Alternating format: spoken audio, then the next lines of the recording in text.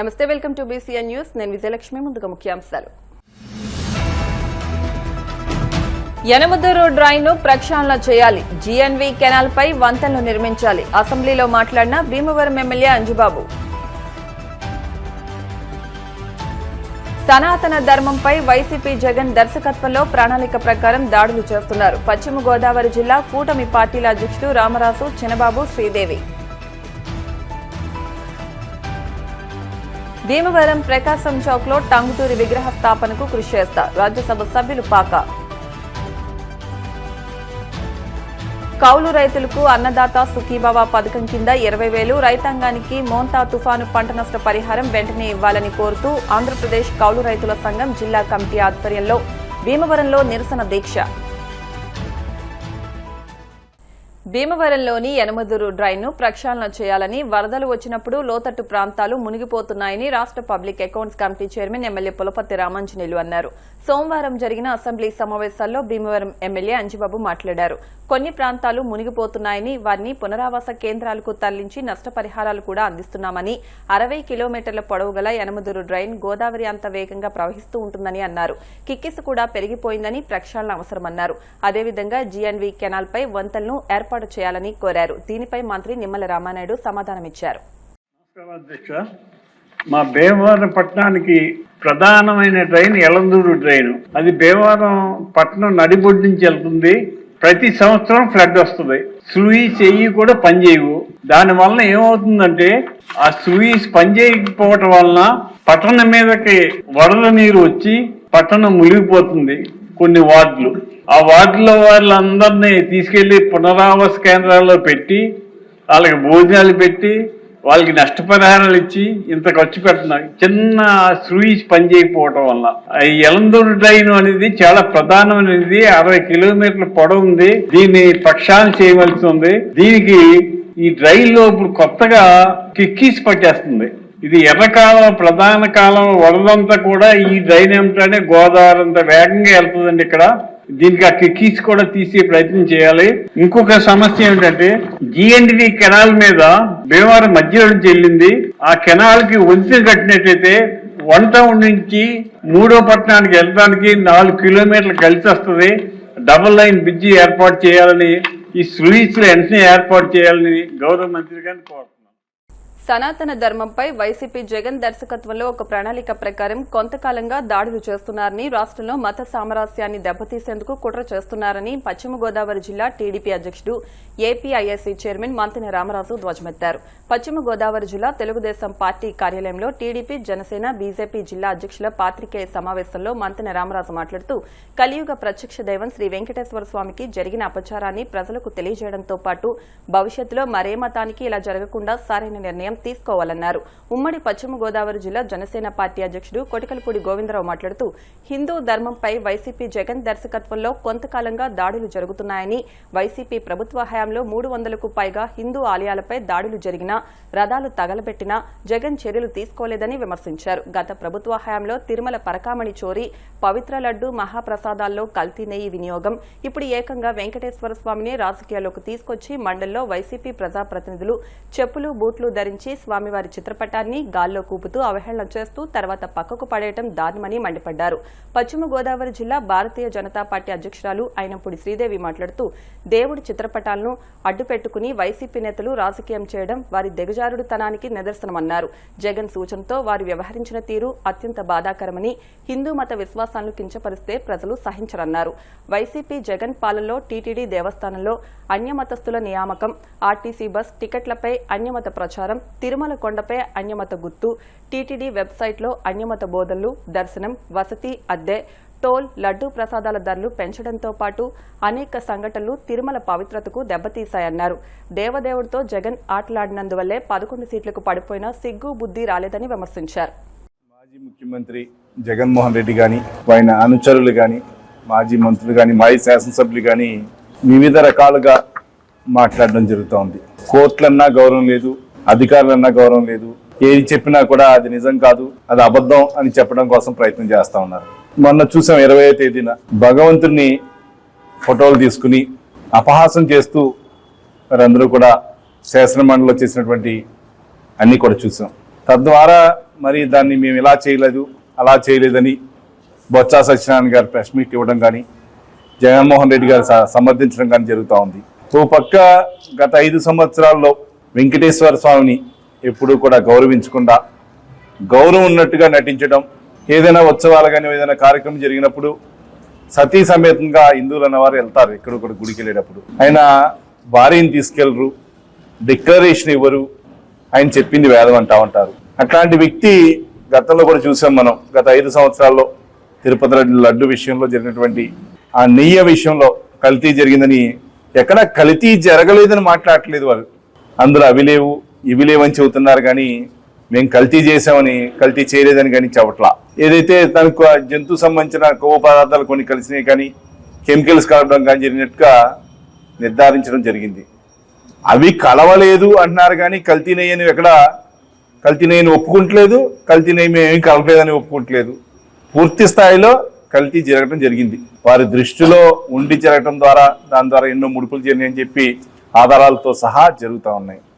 ఏదైతే వారు ఏదైనా సరే ఒక గుడికి వెళ్ళినప్పుడు డిక్లరేషన్ ఇవ్వడైనా ఎక్కడ కూడా గౌరవం ఉండదు, ఎక్కడ ఏది చేసినా కూడా ఇది కరెక్ట్ అని చెప్పుకోవడానికి సమర్థించడం జరుగుతూ ఉంది. కాబట్టి రాబోయే రోజుల్లో అయినా ఆ భగవంతుని గౌరవిస్తే రాబోయే రోజుల్లో నీకు కూడా గౌరవం ఉంటుంది. ఆ గౌరవం మానేసి ఆ భగవంతుని గౌరవించకుండా భగవంతుని మీదే రాజకీయం చేద్దాం అనుకుంటే ఈ 11 సీట్లల్లా పోయి కిన్ని సీట్లకు మారిపోద్దో కూడా మీరు చెక్ చేసుకోవాలా. చూస్తున్నాం ఈరోజు ఎన్డీఏ కూటమిలో భాగంగా పక్కన చంద్రబాబు నాయుడు గారు కానీ, పవన్ కళ్యాణ్ గారు కానీ, నరేంద్ర మోడీ గారు కానీ వారు అహర్నిశలో రాష్ట్ర అభివృద్ధి కోసం ఎంతో ప్రయత్నం చేస్తూ ఉన్నారు. అభివృద్ధిని ఎట్లా ఆపాలి, ఏ విధంగా చేయాలనే ఒక ఆలోచన తప్పితే మరి చూస్తున్నాం. మొన్న వారి రాంబాబు, సంబరాల రాంబాబా, ఏ రాంబాబు, సంబరాల రాంబాబు, ఆ రాంబాబు గారు చూస్తే ఆయన ఇష్టం వచ్చినట్టు బండ బూతులు తిడతారు, దాన్ని వారు సమర్థిస్తూ ఉంటారు. ఇంకా మారట్లే వారి యొక్క ధోరణ. ప్రజలు అంత గట్టి తీర్పు ఇచ్చినా కూడా ఈరోజు కూడా వాళ్ళలో మార్పులు జరగట్లా. ఒక పక్క వెంకటేశ్వర స్వామి అన్నా గౌరవం ఉండదు, భగవంతుడు అన్నా గౌరవం ఉండదు, నాయకులన్నా గౌరవం ఉండదు, కోట్లన్నా గౌరవం ఉండదు. రాబోయే రోజుల్లో ఆ భగవంతుడే వారి యొక్క మనసును మార్చాలని చెప్పి కోరుకుంటాం. మరి ముఖ్యంగా 2024లో కూటమి ప్రభుత్వం అధికారంలోకి వచ్చిన తర్వాత మన ప్రధానమంత్రి అయినటువంటి నరేంద్ర మోడీ గారు, రాష్ట్ర ముఖ్యమంత్రి వాళ్ళు నారా చంద్రబాబు నాయుడు గారు, 24లో ముఖ్య పాత్ర పోషించిన మన డిప్యూటీ సీఎం జనసేన అధినేత పవన్ కళ్యాణ్ గారు ఒక మంచి ఆలోచనతోటి గత 5 సంవత్సరాలు జరిగిన బీభత్సాన్ని వెనకబడిపోయాం. ఎన్నో సంవత్సరాలు, 30 సంవత్సరాల పైచిలకు ఆ పరిపాలనలో మళ్ళీ ప్రజలందరికీ కూడా మంచి చేయాలని ఒక మంచి ఉద్దేశంతో కష్టపడి పనిచేస్తుంటే ఈరోజు వైఎస్ఆర్సీపీ ప్రభుత్వం, ఆనాటి వైఎస్ఆర్సీపీ గవర్నమెంట్లో మాజీ ముఖ్యమంత్రి జగన్మోహన్ రెడ్డి అండ్ కో చాలా చీప్ పాలిటిక్స్.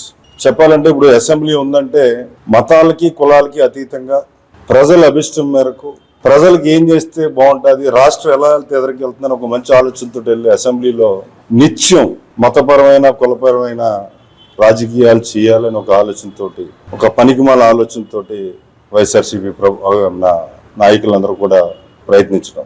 సమస్య ఏ మతానికి వచ్చినా, ఏ కులానికి వచ్చినా, ఎవరికి వచ్చినా సమస్యల గురించి మాట్లాడే విధానం అసెంబ్లీలో ఉంటుంది. కానీ వీళ్ళు తీసుకొస్తారు ఒక వెంకటేశ్వర బొమ్మ.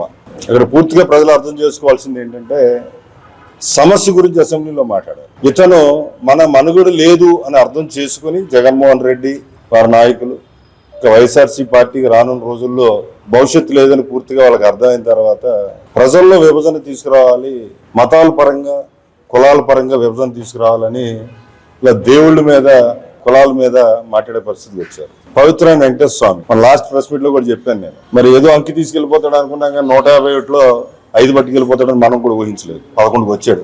మరి ఇప్పుడు ఉన్నాయి 2 అంకెలే, 3 అంకెలు ఒకటి పోయింది కాబట్టి 2 అంకెలే మిగిలినాయి. ఇప్పుడు ఈ 2 అంకెల్లో ఒక అంకె వెళ్ళిపోతే ఇంకొకటే మిగులుతుంది.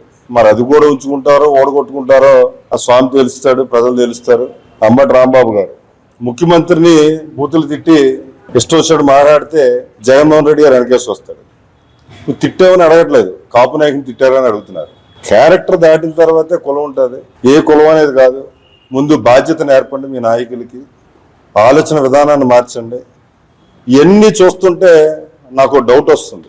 ఇది నా అనుమానం కేవలం. అంటే పూర్వం లడ్డూలోని ఇంత కల్తీ చేసి దేవుడా డబ్బులా అంటే నాకు డబ్బులే ముఖ్యం, దేవుడు అక్కర్లేదు అనుకునే పద్ధతిలో జగన్మోహన్ రెడ్డి వారి టీము ప్రవర్తించి లాస్ట్ టైం అందరికీ గుర్తుంటుంటే 2-3 సార్లు చిరతపుల్లి ఎలుగుబట్లు వచ్చేసి నేను అడుగుతుంటే పైకి ఇవన్నీ కూడా ఇతనే వదిలేసేయడేమో నాకు డౌట్. నాకు అంటే ఎన్ని చూస్తున్న ఆలోచనలు అలా వస్తున్నాయి.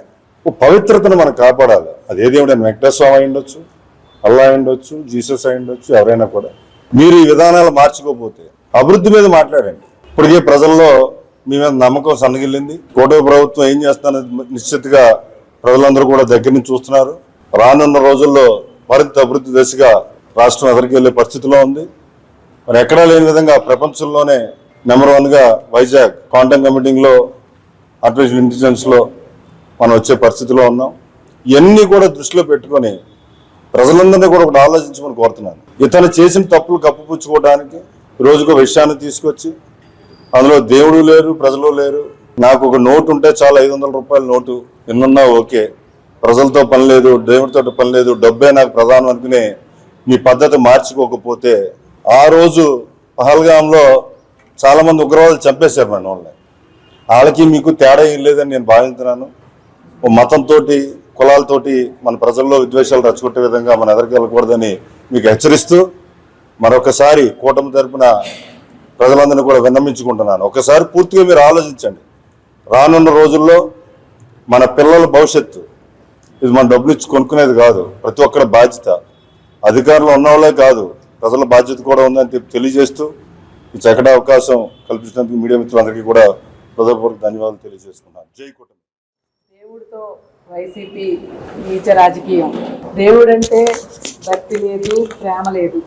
హిందూ ధర్మం అన్నా, హిందుత్వం అన్నా గౌరవం లేదు వైసీపీ ప్రభుత్వం జగన్మోహన్ రెడ్డికి. మీకు తెలుసు, గత 5 సంవత్సరాల్లో ఎక్కడా కూడా హిందువుల్ని కానీ, హిందూ దేవాలయాల్ని కానీ వారు గౌరవించి పాపాను పోలేదు. ఈవేళ రామతీర్థంలో రాముల వారి శిరస్సు ఖండించిన ఆ రోజుని, అంతర్వేదిలో రథం దగ్ధమైన ఎక్కడా కూడా వైసీపీ ప్రభుత్వం, ఈ మాజీ ముఖ్యమంత్రి జగన్మోహన్ రెడ్డి కనీసం పరామర్శకు కాదు కదా వచ్చి ఏం జరుగుతుందని చూసుకున్న సందర్భం కూడా లేదు.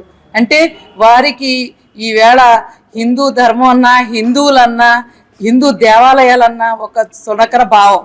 అందరూ కూడా పరమ పవిత్రమైన ఏదైతే తిరుపతి దేవస్థానం ఈవేళ దేశవ్యాప్తంగానే కాదు, ప్రపంచ దేశాల్లోనే తిరుపతి వెంకటేశ్వర స్వామి ఆరాధ్య దైవంగా కొలుసుకునే తిరుపతి గురించి ఈవేళ తెలుసు. జంతు కొవ్వుని కలపటమే కాదు, ఈవేళ దానిని వారు సమర్థించుకుంటూ వారు చేసే వ్యంగ్య వేషాలు. ఈవేళ ప్రజాప్రతినిధులని చెప్పుకున్న ఒక్కరికి హుందాతనం లేదు. ఈవేళ బూతులు, ఇష్టానుసారం వ్యంగ్య వేషాలు. ఒక డ్రామా ఆర్టిస్టుల్లా, ఒక రాజకీయ నాయకులకు ఉండవలసిన హుందాతనం ఏమాత్రం లేకుండా ఈవేళ ఏ పరిస్థితిలో చెప్పులు వేసుకుని మనకి అసెంబ్లీలో వారు వేసిన వేషాలు వారు ఇంకా మారాలి. ఈవేళ ప్రజలు గుణపాఠం చెప్పి 11 సీట్లకి పరిమితం చేసిన వారు గత ప్రభుత్వంలో 300కు పైగా దేవాలయాల మీద దాడి చేశారు. ఎన్నో దేవాలయాలు ధ్వంసం చేసిన పరిస్థితి. ఇంకా వారికి బుద్ధి మారలేదు. తక్షణమే వారు దయచేసి ఒకటి, హిందువులు మనోభావాలు దెబ్బతీయొద్దు, హిందువుల్ని గౌరవించాలి. అలాగే హిందూ దేవుడు హిందువుల మీద పెట్టుకుంటే వారికి 11 సీట్లు కూడా కాదు కదా, పుట్టగతులు అనేది ఉండదని తెలియజేసుకుంటున్నాం. అలాగే ఈరోజు డబుల్ ఇంజిన్ సర్కార్లో కూటమి ప్రభుత్వం పనితీరును చూసి వార్వలేక ఈవేళ అటు కేంద్ర ప్రభుత్వం నరేంద్ర మోడీ గారు కానీ, ఇక్కడ చంద్రబాబు నాయుడు గారు కానీ, అలాగే పవన్ కళ్యాణ్ గారు కానీ వీరు చేసే పనితీరు ఆంధ్రప్రదేశ్ అభివృద్ధికి వార్వలేక ఈవేళ వారు వ్యంగ్య వేషాలతో, పిచ్చి చేష్టలతో ఈవేళ చేసే పనులు తీవ్రంగా మేమందరం ఖండిస్తున్నామని తెలియజేసుకుంటున్నాం. ఆంధ్రకేసరి టంగుటూరి ప్రకాశం పంతులు విగ్రహ స్థాపనకు తన వంతు పూర్తి సహకారం అందిస్తానని రాజ్యసభ సభ్యులు పాక వెంకట సత్యనారాయణ అన్నారు. సోమవారం భీమవరంలోని ఆయన కార్యాలయంలో విగ్రహ సాధన కమిటీ సభ్యులు వెంతి పత్రాన్ని అందించారు. ఎంపీ పాక సత్యనారాయణ మాట్లాడుతూ భీమవరంలో టంగుటూరి విగ్రహం ఎంతో అవసరమని, స్వాతంత్ర్యోద్యమంలో భీమవరం 2వ బార్డోలీగా పేరు పొందిందని, ప్రకాశం పంతులు తొలి ముఖ్యమంత్రిగా చేస్తారని, చారిత్రాత్మకమైన భీమవరం పట్టణం నడిబొడ్డుకు ప్రకాశం చౌక్గా నామకరణం చేశారని అన్నారు. ఆ ప్రాంతంలో ప్రకాశం పంతులు విగ్రహ స్థాపనకు పెద్దలతో చర్చలు జరిపి విగ్రహ స్థాపనకు కృషి చేస్తామన్నారు.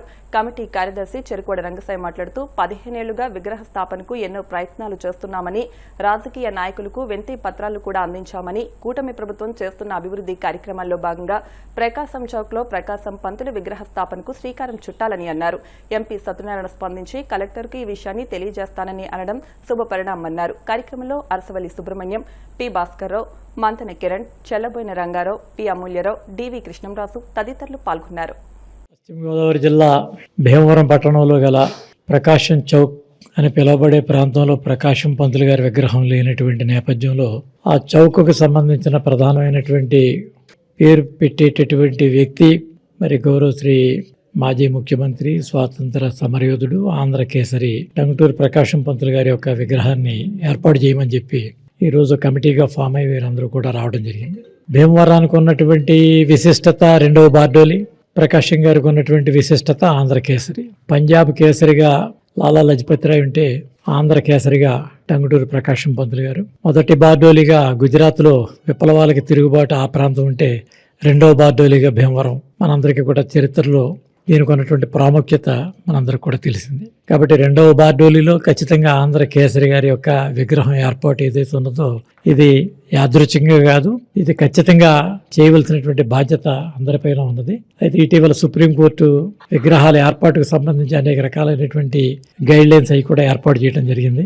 వీటన్నిటి దృష్ట్యా కూడా అవసరమైతే ఈ గైడ్ లైన్స్కి సంబంధం లేనటువంటి విధానాన్ని రాష్ట్ర ప్రభుత్వం ద్వారా ప్రత్యేకమైనటువంటి అనుమతులు తీసుకుని ఇక్కడ ఏర్పాటు చేయడానికి శాసనసభ్యులుగా పార్లమెంట్ సభ్యులుగా మేమంతా కూడా కృషి చేసి విగ్రహాన్ని ఏర్పాటు చేయడం కోసం ప్రయత్నం చేస్తామని చెప్పి సందర్భంగా తెలియజేస్తూ ఈ యొక్క విజ్ఞాపన పత్రాన్ని కూడా నేను కలెక్టర్ గారిని కలవడానికి ఇప్పుడు ప్రజావాణికి వెళ్తున్నాను. అక్కడ నా తరపు నేను కూడా సంతకం చేసి వారికి అందజేసే ప్రయత్నం చేస్తానని చెప్పి తెలియజేస్తాను. భీమవరం ప్రకాశం చౌక్లో ప్రకాశం చౌక్ అనే నామకరణం 98 ఏళ్ల నాడు ఏర్పాటు చేయడం జరిగింది. స్వాతంత్రోద్యమంలో ప్రకాశం గారు భీమవరం 7 సార్లు రావడం జరిగింది. ఆ నేపథ్యంలో అప్పటి నాయకులు భవతరా సుబ్బతాతరాజు గారు, దంతులూరు నారాయణరాజు గారు, దండు నారాయణరాజు గారు, చెరుకువాడ వెంకట సుబ్బారావు గారు, దండు మామ గారు వీళ్ళంతా కలిసి నాయకత్వంలో ఇప్పుడు ఉన్నటువంటి ప్రకాశం చౌక్లో జెండా ఎగరేశారు, జాతీయ జెండా. ఆ జాతీయ జెండా ఎగరేసిన ప్లేస్కి ప్రకాశం చౌక్ అని నామకరణం చేశారు. అప్పటి నుంచి అక్కడ జరగని సమావేశాలు కానీ, ధర్నాలు కానీ, ఏదైనా నిరసనలు కానీ అన్ని రాజకీయ పార్టీలు కూడా సమావేశాలు జరుపుతున్నాయి. అయితే ప్రకాశం చౌక్ అనేది భీమవరంలో ముద్ర కింద పడిపోయింది. అటువంటి ప్రకాశం చౌక్లో మరి ఒక 15 సంవత్సరాలుగా మేము విగ్రహం కావాలని చేసుకుంటూ వస్తున్నాం. మరి గౌరవనీయులు మరి రాజ్యసభ సభ్యులు పాకా సత్యనారాయణ గారు పెద్ద మనసుతోటి ఈ కార్యక్రమాన్ని ఏర్పాటు చేయాలని ప్రత్యేకించి మా కమిటీ తరఫున కోరడానికి వచ్చాం. వారు దానికి సంబంధించి తెలిపారు. మాకు చాలా సంతోషం తెలియజేశారు. ప్రకాశం పంతులు గారి యొక్క మరి విగ్రహావిష్కరణ కోసం గత 16 సంవత్సరాల నుంచి నిర్విరామమైనటువంటి పోరాటం చేస్తూ ఉన్నాం.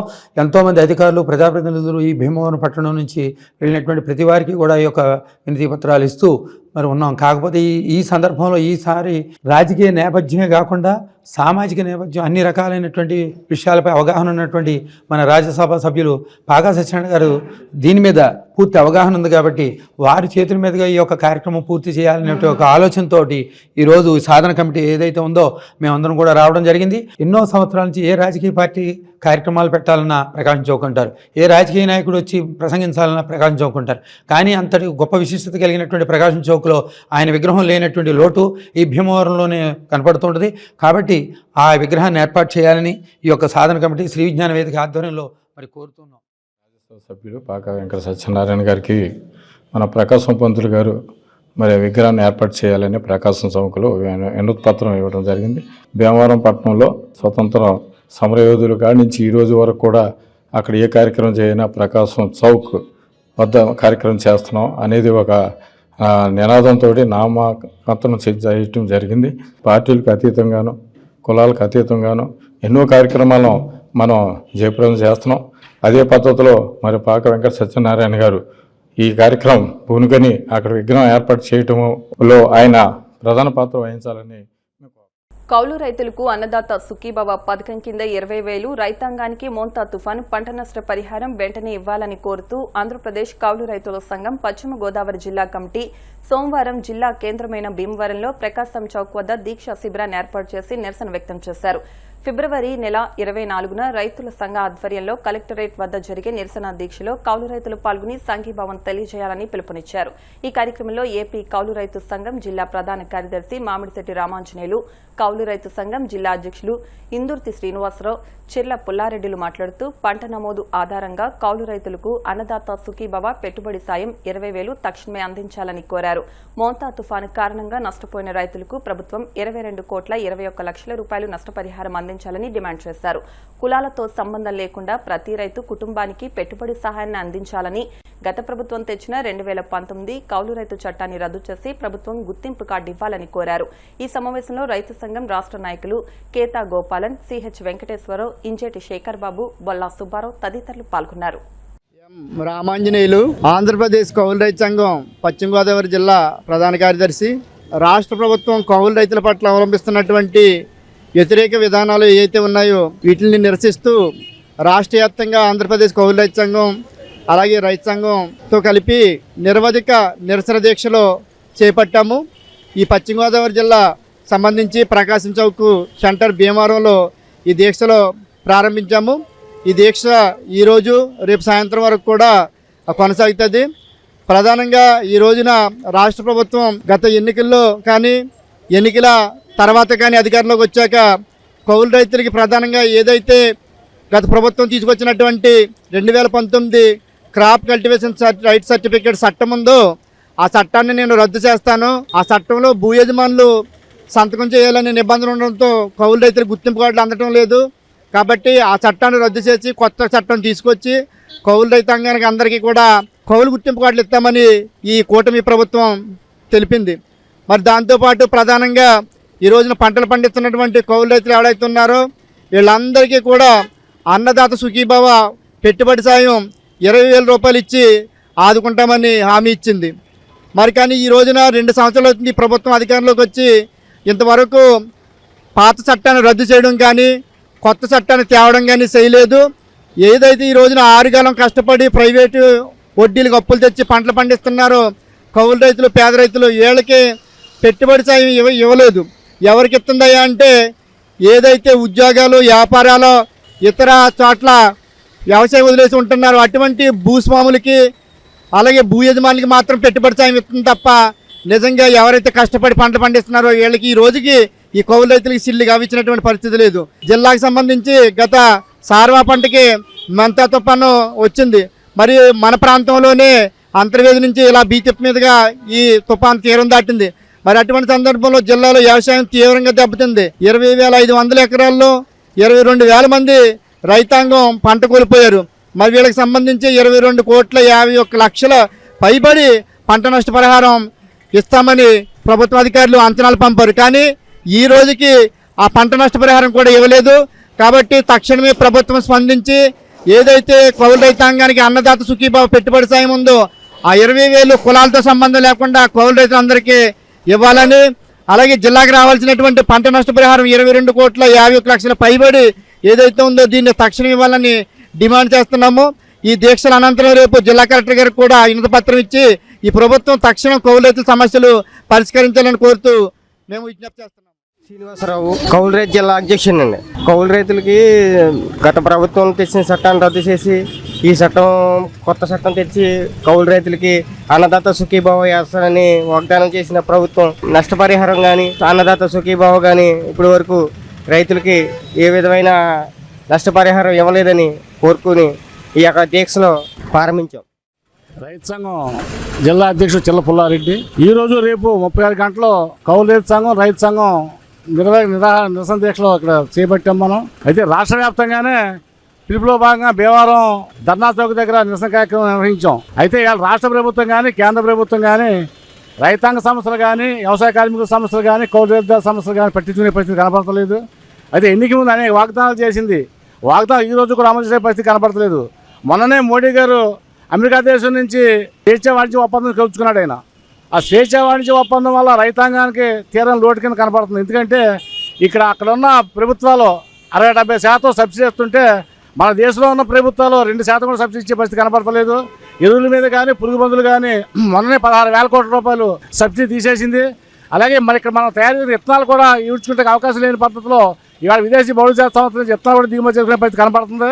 ఇవాళ మన భారతదేశానికి ఆహారానికి సంబంధించి ఇతర దేశాలకు ఎగుమతి చేయడానికి కూడా మనం ఆహారాన్ని మనం అందిస్తున్నాం మనం. అలాగే అటువంటి పరిస్థితుల్లో కూడా ఇతర దేశాల నుంచి ఆహార పంటలు దిగుమతి అయితే ఇక్కడ వ్యవసాయం సరిగ్గా సరిగ్గా రైతు కూడా ఇబ్బంది పడే పరిస్థితి కనపడుతుంది. కాబట్టి ప్రభుత్వం యొక్క స్వేచ్ఛ వాణిజ్య ఒప్పందం వెనక్కి తీసుకోవాలని చెప్పి రైతు సంఘం డిమాండ్ చేస్తున్నాం మేము. కుట్టు మిషన్ల ద్వారా ఇంటి వద్దనే మహిళలు ఉపాధి పొందవచ్చని దళిత ఐక్య వేదిక రాష్ట్ర అధ్యక్షుడు గంటా సుందర్ కుమార్ అన్నారు. భీమవరం బేతనీపేటలోని చర్చ్ ఆవరణలో గంటా రాజ్ ట్రస్ట్ ఆధ్వర్యంలో 21 మంది మహిళలకు ఉచితంగా కుట్టు మిషన్లు అందించారు. సుందర్ కుమార్ మాట్లాడుతూ పేదింటి మహిళలు స్వయం ఉపాధితో ఆర్థికంగా ఎదగడమే రాజ్ ట్రస్ట్ ముఖ్య ఉద్దేశమని అన్నారు. సేవ చేయడానికి కుల మతాలు అవసరం లేదన్నారు.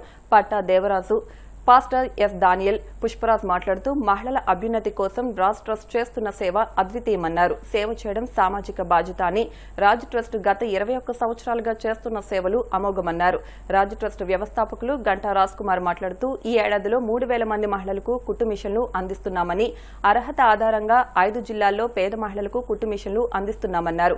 కార్యక్రమంలో Kennedy, Indira Devaraju, DC Rajaratnam, AS Shastri, P Ratna Miller, K Banna Victor, P Sudarshan Kumar, N Sugunaleela, Vijay Kumari, Chota Prakash, Kishore తదితరులు పాల్గొన్నారు.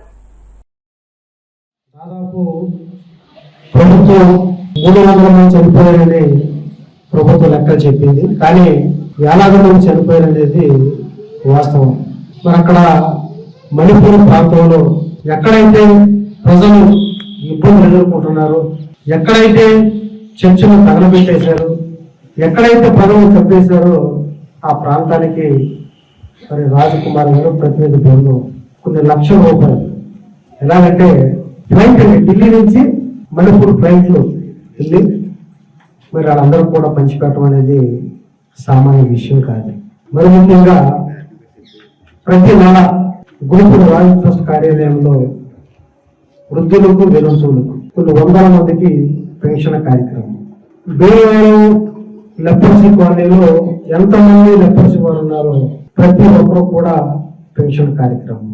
భీమవరంలో ట్రైసైకిల్ మీద వికలాంగులు ఎంతమంది ఉన్నారో ప్రతి నెల 7వ తారీఖుని వారికి పెన్షన్ కార్యక్రమం. ఇంకా అనేక కార్యక్రమాలు మరి ఇప్పుడు ఎవరో చెప్పారు, బుక్స్ రద్దు చెప్పారు. జూన్, జూలై, ఆగస్టు నెలలో 1,00,000 రూపాయలు ఖరీదు చేసే నోట్ బుక్స్ మరి అనేక ప్రాంతాల్లో పట్టణం కానీ అనేక నర్సాపురం, పాలకొల్లు అనేక గ్రామాల్లో ప్రతి స్కూల్కి వెళ్ళి బుక్స్ పంచిపెట్టే కార్యక్రమం నిర్వహించడం జరిగింది. చాలా ఇబ్బందులు కూడా ఎదుర్కొనే పరిస్థితులు రాజు సభ్యులు ఉన్నారు. 21 మిషన్లు ఉన్నాయి. 21 మిషన్లో నేను వెళ్ళాను. ఆ వెనకున్నటువంటి వారందరూ కూడా, అందులో మహేష్ అని ఉన్నారు, వారందరూ దాదాపు 10 మంది. ఈ విషయంలో ఏ పార్టీ నా ప్రాబ్లం లేదు. అయినా మనం జాగ్రత్తగా తీసి అన్ని బిగించాలి. అన్ని బిగించిన తర్వాత మన రాత్రి కొన్ని 14-15 ఇక్కడ తీసుకొచ్చి దింపడం జరిగింది. ఈవేళ తీసుకురావడం జరిగింది. దాని పెంచాక ఈ మిషన్లు ఏ ఊరైతే ఊరు వెళ్ళడానికి రాజ్కుమార్ 2 వ్యాన్లు కొన్నారు. ఆ వ్యాన్ల విషయంలో రాజు ట్రస్ట్ ఆధారంగా నిజంగా ఎంత కష్టపడి పనిచేస్తాడంటే అంత కష్టపడడం అనేది జరుగుతుంది. Christian life is not for us but for others. క్రైస్తవ జీవితం అనేది మన కోసం మాత్రమే జీవించడం కాదు, కానీ ఇతరుల కోసం కూడా జీవించేవారుగా ఉండడమే నిజమైనటువంటి క్రైస్తవం. సుందర్ కుమార్ అని కూడా తెలియజేసిన విధంగా అవసరం అనేది మతాన్ని బట్టి రాదు, కానీ మత ఇతరులు కూడా రావచ్చు. అవసరం అనేది అది యాక్సిడెంటల్, మనం అనుకుని వచ్చేటువంటిది కాదు, తలంచి వచ్చేటువంటిది కాదు. కాబట్టి సో మత ఇతరులు కూడా మతాన్ని పక్కన పెట్టి, కులాన్ని పక్కన పెట్టి, ప్రదేశాన్ని పక్కన పెట్టి, ఎక్కడైతే అన్యాయం జరుగుతుందో, అక్రమం జరుగుతుందో, అధర్మం జరుగుతుందో ఆ యొక్క ప్రదేశాలకు వెళ్ళి ఆ యొక్క ప్రతికూలతలో వీరు పాల్గొని వారి యొక్క తరపున వారి యొక్క గురించి ఆలోచన చేస్తూ, ఎంపథెటికల్ గా అండర్స్టాండింగ్ చేస్తూ ఎంతో పరిచర్య జరిగిస్తున్నటువంటి ప్రత్యేకంగా గంటా సుందర్ కుమార్ గారికి నేను అభినందిస్తా ఉన్నాను. సంఘపక్షంగా మొదటి నుంచి కూడా, ప్రారంభం నుంచి కూడా వారు చేసినటువంటి క్రియలు ఎంతో అభినందనీయము. ప్రత్యేకంగా రాజ్ కుమార్ గారి గురించి చెప్పాలి అంటే, వీరి గురించి నేను పరోక్షంగా చాలా విన్నాను. నేను చాలాసార్లు సుందర్ కుమార్ అన్నని అడిగాను, బన్నాలని అడిగాను, నేను ఒకసారి మీట్ అవ్వాలని అని అడిగాను. రియల్ క్రిస్టియన్ ఎవరు, మనం ఎలా జీవించాలనేటువంటి మాదిరి ఒక ఇన్స్పిరేషన్ అనేది మనం కలిగి ఉండాలి. ఒక ఉదాహరణగా మనం జీవించాలనేటువంటిదే మన యొక్క యేసుక్రీస్తు వారి యొక్క మాదిరి. కాబట్టి so first donor in west Godavari, organ donor గా వారు చేయడం అనేది నిజంగా చాలా అభినందనీయము. సో దాన్ని బట్టి కూడా వారిని నేను అభినందనలు తెలియజేస్తాను ప్రభు పక్షాన. యేసుక్రీస్తు ప్రభు వారు సెలవిచ్చినటువంటి మాటల్లోనే నేను ఆకలి కొంటే ఆహారం ఇవ్వలేదు, దాహం కొంటే నాకు నీరు ఇవ్వలేదు, రోగినై ఉంటేనే నన్ను ఎవరు కలవలేదు, ఇలా నేను పరదేశినై ఉంటని నన్ను ఎవరు కూడా చేర్చుకోనలేదు, నేను వస్త్రహీనుడే ఉంటని, నేను దిగంబరుడే ఉంటని వస్త్రాలు నేను ధరించడానికి ఎవరు లేదు. సో ఇవన్నీ కూడా మనకు ఊపిరి అనేది ఏ రీతిగా అయితే మనకు తెలియకుండానే తీసుకుంటున్నామో మనం చేసేటువంటి కార్యాలు కూడా ఆ రీతిగానే ఉండాలి. సుందర్ కుమార్ గారు మాట్లాడినప్పుడు మా బ్యాచ్ స్త్రీలకి ఏదైనా చెయ్యాలి అంటే ఆ బైలాస్ లోంచి కొన్ని అమెండ్మెంట్స్ చేసాం, కొంచెం రిలాక్సేషన్స్ చేసి ఈ కార్యక్రమాన్ని ఏమైనా సరే బ్యాచ్ని చేయాలని ఈ కార్యక్రమం సుందర్ కుమార్ ద్వారా చేయాలనుకుంటున్నాం, చేసి చూపిస్తున్నారు. అదేవిధంగా రాజ్ కుమార్ గారు ఈ ఒక కార్యక్రమం కాదండి, వృద్ధులకి పెన్షన్, లెపర్సీఓడికి పెన్షన్, సుమారు గత 10 సంవత్సరాలుగా సంవత్సరానికి 1,00,000-2 లక్షల నోట్బుక్స్ జిల్లాలో, రాష్ట్రంలో, అదర్ స్టేట్స్ లో కూడా అనేక రకాలుగా ఆయన డిస్ట్రిబ్యూట్ చేయడం అనేది జరిగింది. అదే కాకుండా ఇతర రాష్ట్రాల్లో కూడా నేపాల్, భూటాన్, బంగ్లాదేశ్, ఇప్పుడు కొత్తగా ఆఫ్రికాలో కూడా స్టార్ట్ చేస్తున్నారు ఈ కార్యక్రమాలు, ఈ సేవా కార్యక్రమాలు. ఎక్కడెక్కడ ఎవరెవరికి ఏది అవసరమో అన్నీ కూడా చాలా దైవ సంబంధమైన కార్యాలు ట్రస్ట్ వారు చేస్తూ ఉంటే సామాజిక స్పృహ కలిగించి అన్యాయం జరిగిన ప్రతి ప్రదేశంలోనూ నేనున్నానని నిలబడే సుందర్ కుమార్ గారిని బట్టి నేను దేవుని వందనాలు తెలుస్తున్నాను. నాకు కూడా పాల్పడి జయమూర్తి గారితో సంబంధం ఉంది. నేను వాక్యం బాగా చెప్పే రోజుల్లో ఆయన నాకు ఒక పెద్ద వైవ్ ఇచ్చారు, ఏక్స్ ఇంటర్నేషనల్ అంటారు. బైబిల్తో పాటు కొన్ని పుస్తకాలు కూడా ఇచ్చారు. ఆయన అడిగారు ఏ విధంగా ఉపయోగించుకుంటారని చెప్పి. సుందరి బాయి గారు నన్ను కొడుకు అని చెప్పి కౌగులించుకుంటారు. రాజశాస్త్రాలు చేసిన ఈ కార్యక్రమాలు చూసినప్పుడు ఒక సన్నివేశం నాకు జ్ఞాపకం వచ్చింది. మత్తయి వార్త 25వ అధ్యాయంలో రాజు మహిమలో ప్రవేశించినప్పుడు మేకలను గొర్రెలను వేరు చేస్తారు. ఆ వేరు చేసినప్పుడు ఏంటి, మేము మేకలు ఏమో పక్కే, గొర్రెలు పక్కించినాయి. ఎందుకు ఇలా జరిగింది అంటే సమాజంలో మిక్కిలి అల్పుడైన వారికి మీరు చేస్తే నాకు చేసినట్టే. నేను ఆకలి ఉంటే నాకు భోజనం పెట్టారు, నాకు వస్త్రం కావాలంటే వస్త్రం ఇచ్చారు, చెరసాలలో ఉంటే చూడడానికి వచ్చారు. అంటే వీళ్ళు అడుగుతున్నారు ఎప్పుడు వచ్చే ప్రభు మేము అని చెప్పి. అప్పుడు ప్రభు చెప్పాడు, మిక్కిలి అల్పుడైన వారికి చెప్తే నాకు చేసినట్టే. ఆ మహిమలో ప్రవేశించినప్పుడు ఈ విభజన చేసిన తర్వాత నరకాగ్నికి వెళ్ళిపోతారు. ఎవరైతే ఈ దైవ కార్యాలు, ధర్మ కార్యాలు చేయలేదో నరకాగ్నిలోకి వెళ్తారు. ఎవరైతే పేదవారిని ఆదుకొని అవసరం తీర్చినంత వారు వాళ్ళు రాజుగారు అనాథ నుండి రాజు దేవుడు సిద్ధపరిచిన రాజ్యంలో వారసు. టైర్ పరిశ్రమలో ఎంఆర్ఎఫ్ అగ్రస్థానంలో ఉందని, ఎంఆర్ఎఫ్ టైర్లు బైక్ నుండి ట్రక్కులు, ఇతర పెద్ద వాహనాల వరకు ఈ కంపెనీ టైర్లను అందిస్తుందని రాష్ట్ర public accounts committee chairman MLA Pulaparthi Ramanjaneyulu అన్నారు. భీమవరం జేపీ రోడ్లో నూతన ఎంఆర్ఎఫ్ రావు టైర్స్ షోరూంను ఆదివారం ఎమ్మెల్యే అంజిబాబు, రాజ్యసభ సభ్యుడు పాక సత్యనారాయణ ప్రారంభించారు. ఎమ్మెల్యే అంజిబాబు మాట్లాడుతూ పెద్ద అతిపెద్ద టైర్ కంపెనీల్లో ఒకటైన ఎంఆర్ఎఫ్ షోరూం మన భీమవరం పట్టణంలో 3వ షోరూంను ప్రారంభించడం అభినందనీయమని అన్నారు. ఎంపీ సత్యనారాయణ మాట్లాడుతూ భీమవరం పట్టణం ఎంతో శరవేగంగా అభివృద్ధి చెందుతోందని, అభివృద్ధి చెందుతున్న మన పట్టణంలోని కార్పొరేట్ స్థాయి కంపెనీలు తరలివస్తున్నాయని అన్నారు. స్టోర్ హెడ్ మనీష్ వంకాయల, కిరణ్ వంకాయల మాట్లాడుతూ దేశంలోని అత్యంత విలువైన టైర్ల బ్రాండ్గా ఎంఆర్ఎఫ్ ఉందని, మా వద్ద బైక్ నుండి ట్రక్కులు, ఇతర పెద్ద వాహనాల వరకు టైర్లు లభిస్తాయని అన్నారు. కార్యక్రమంలో కూటమి నాయకులు పాల్గొన్నారు.